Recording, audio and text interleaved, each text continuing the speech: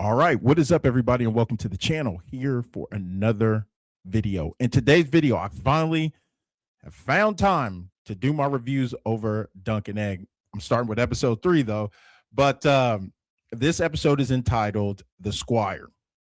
And so if you're new to the channel, my scoring system is 0 to 5, 0 being trash and 5 being a masterpiece. And guys, I gave this one a 3.5. Thought this was a good episode.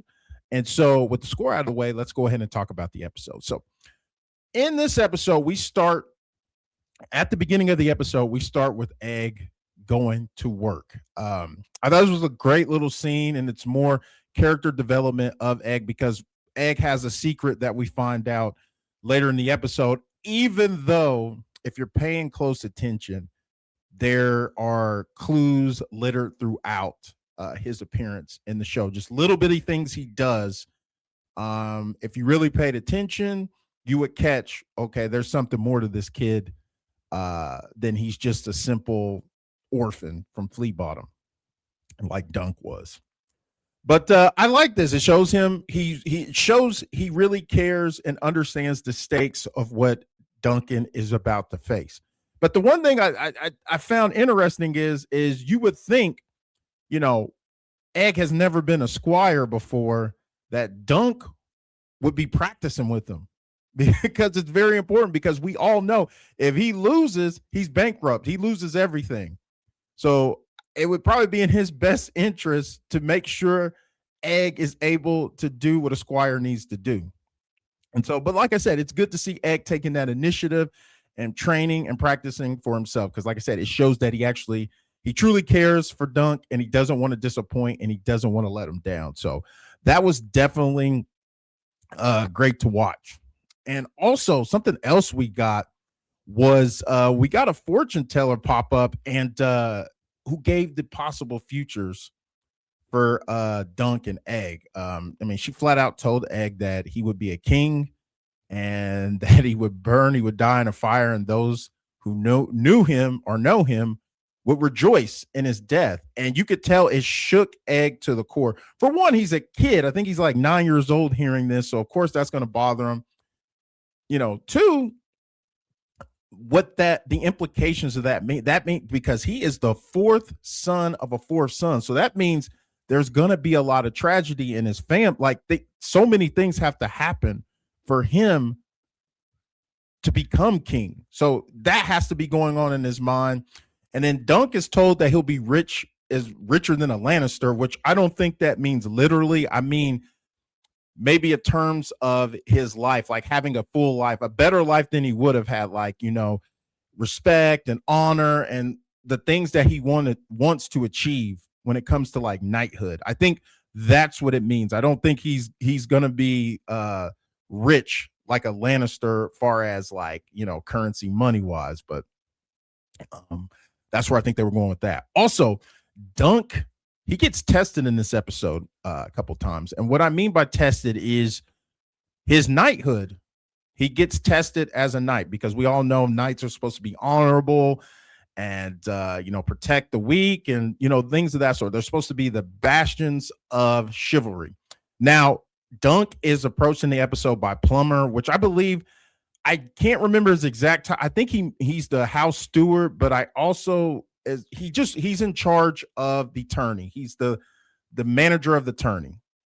And so he comes to Dunk with a proposition, and it kind of looks like he doesn't even want to do it himself. It seems like Lord Ashford sent him to ask Dunk this, and basically what they're asking of him is they want him to challenge Lord Ashford's son in the list, and they're going to put all their money on Dunk. And of course, Dunk, you know, being a knight, he wants to challenge himself. He wants a true proven victory. He doesn't want to go after somebody who, I mean, I could beat this guy. You know what I'm getting at. Like he doesn't want it that way, you know. And so basically Plumber is telling him, like, look, you know, Lord Ashford, he spent a little bit too much money on this thing, and hard times are coming. Can you help a brother out? You know, and so Dunk's kind of like, he's not cool with that. And Plumber's like, look, man, I need to know your answer by the morrow. So, and he departs or whatever. So that's like his first test. And the thing about, you know, knighthood, in the Game of Thrones, to me, it or many people have said it's kind of it's a contradiction. Like, you see these characters who are supposed to be these knights, but when you meet them and you see them, they're far from it. Like, you look at someone like Gregor Clegane, who is one of the most sadistic, evil characters, done a lot of bad things to people. In the books, it's rumored that he may have killed his own sister. But this guy has a title of Sir. You have Sir Meryn Trant of the Kingsguard beating on Sansa and just doing all kinds of diabolical things. We find out later on he likes children. And then on and on. Jamie Lannister is central casting, at least in the early season, central casting when you think of a knight. He literally looks like the knight from Shrek. But he's a bad guy in the beginning. He has his reasons, but when you meet him, you figure, oh man, this guy is not what I thought a knight would be. Whereas you have characters like Brienne, the characters who you wouldn't expect to be a knight or not accepted as a knight, but they have all the knight qualities of a knight. Oddly enough, she's a descendant of Sir Duncan the Tall, and you have you have the Hound, Sandor Clegane, who refuses to accept the title of Sir and rejected knighthood and all of it because he sees who his brother is, and he himself has qualities of a knight. I mean, he is a rogue, but he still has qualities of a knight, things he does. He has a heart deep down, even though, he's a bit of an asshole, but his heart is there. So that's what I'm saying. Like, Dunk he gets tested. We'll talk about his other tests later on in the episode, but it really makes you start to question knighthood. And so, speaking of that, we meet Aerion Brightflame, another knight, House Targaryen. I saw this guy go ahead, say hello to the bad guy. And he loves it. He loves it. He comes in because here's the thing. Aerion, he has this feeling that the Targaryens, they're in a weak state right now. And it's true, because the thing that the Targaryens had to keep everybody in line was their nuclear device and their dragons. And they don't have those anymore. So the Targaryens is weak today. Matter of fact, that's partly the reason why they are at this tournament. It's a diplomatic mission. Darren, the king, Darren the Good, sent his sons there to have their presence, be with the people. As you can see, Baelor is being very diplomatic. He's meeting Lord Ashford. He's listening. He's being a politician. And also, by being there, because there was a civil war, there was a rebellion with the Targaryens 13 years prior, and a lot of these houses were probably supporters of the Blackfire. So he has to come out there and get out in the streets, know who's out there. There might be people still talking or not so favorable to the Targaryens, which we see Raymond Fossaway, who goes on a rant about the Targaryen, where he's speaking a lot of facts. A lot of the things he's saying are true. So there are people that have that sentiment that they're not too keen or happy about the Targaryens. So Aerion, his diplomacy is he wants to show fear and strength. So in the joust, he goes against Sir Harding.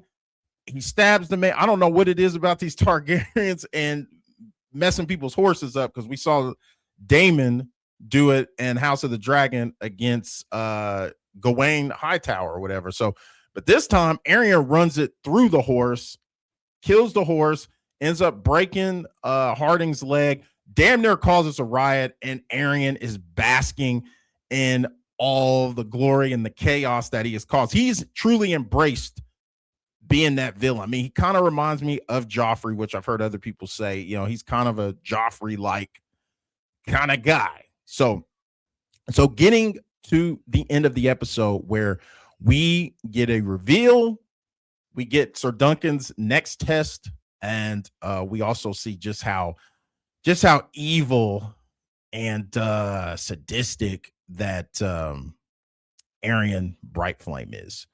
And the one thing I want to say before I get into that is, when Aerion attacks Fossil or when not, excuse me, not Fossil Way, but Harding, you see Baylor he just drops his head because it's kind of like it was expected. Maybe he was hoping his nephew wouldn't do what he did, but deep down he knows, and he's like, God, this is another damn mess I gotta clean up. And you could just see just the disappointment in his eyes. But I wanted to make sure I brought that point up. But the next part, wrapping up this review, Aerion Brightflame, like I said, I mean, this guy, he goes into the puppet show, and Tanzel Tutal is, this time she is the knight, and she's not working the dragon. And of course, she defeats the dragon, stabs the dragon, kills it. And the thing about it was the crowd, like when Aerion came in, you could just tell the temperature changed in the room. It got silent. People parted like the Red Sea. And as she stabs him, she looks up and sees Brightflame standing in front of her. And he doesn't like that because he views himself as the dragon. He views this as disrespect because the Targaryens are associated. Their house sigil is the dragon. They are the dragon. So by doing this, it could be looked at as treason, at least for him. I don't think Baylor or anybody else would view it that way. They would just say it's a play or whatever. But he took it that way. So he runs up and starts breaking her fingers. But at this time, Egg runs to go get Dunk, and Dunk shows up. Now Dunk sees his girl, the one he has eyes for with them broken fingers. He doesn't hesitate. He runs on stage and he knocks the hell out of Aerion, give him a three-piece. Gave him a three-piece. And basically forfeiting his life. You can't put your hands on a member of the royal family. And so they try to bag him up, but Dunk's just too fucking strong. And eventually they're able to subdue him. And there's a piece of Aerion. You look at him, and I think they said this in the inside the episode, that there's a piece of Aerion that's like fascinated by this. Like, this guy would put his hands on me. And the thing about it is if you're a royal, nobody's ever going to, unless it's another royal, nobody's going to do that to you. So there's a piece of him that's like, I don't like this guy, but I kind of respect him for doing it. But you loosened one of my teeth, so I'm about to I'm about to take the rest of yours. So they're about to do American History X curb stomp, and Egg shows up, and Egg reveals his identity. He's actually the younger brother. He's the younger brother of Aerion Brightflame, which makes him he's the fourth son. And so Maekar's his father. That's who he was looking. He was looking for him and his brother, the drunken brother that we meet in the first episode, that Maekar was out looking for them. And so he orders the guards to let him go. And the thing that got me was, and they did so differently that most episodes would do in this situation, like the reveal that, Dunk would be like, oh my God, like, but in this one, the look he gives Egg is a look of betrayal. Like, you've been lying to me this whole time, which I think, look, man, you're going a little far. This kid just saved your life. And what he did was very brave for him to do that. Like, to know when I reveal this, you may not want anything to do with me, but I need to save your life.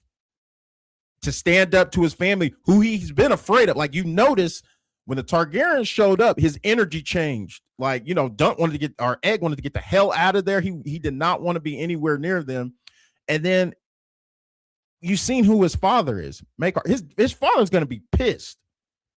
His father's a hard man. He's going to be pissed when he finds out all this. So by revealing himself, he's putting himself on the line for, Dunk. And, the episode ends right there. And so, yeah. So like I said, man, this is a great episode. And some people I might be hyperbolic saying this. There's only been 3 episodes, but I'm actually enjoying this show a lot more than I have with House of Dragon.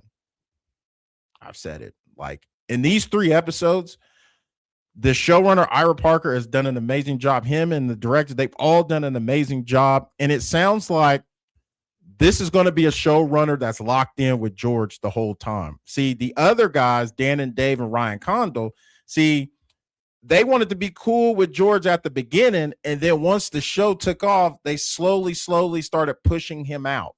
But I think this guy, Ira Parker, I think he's gonna, George and him are gonna ride together until the series is over. So, and if they can keep what they got going, I think this will be the better show. Even though I think House of the Dragon, there were some things that were out of their control, but there was a lot of things they changed in the show that are gonna be a detriment to the show. But I think season 3, they'll bounce back. It'll be a lot better than season 2. The fingers crossed. But yeah, guys, like I said, this was a great episode. I'm really enjoying it. And a lot of people were worried because it's 30-minute episodes, but I think the pacing in it is just great. We didn't get completely grossed out this episode. I mean, the first episode, we had projectile shit. Second episode, Sir Arlen's dong. And then in this episode, we did see an eye. You know, we saw the knight who lost his eye, but I mean, I could take that. But all in all, great episode. Salute to the 2 actors who played Dunk and Egg. Their chemistry is 5 out of 5.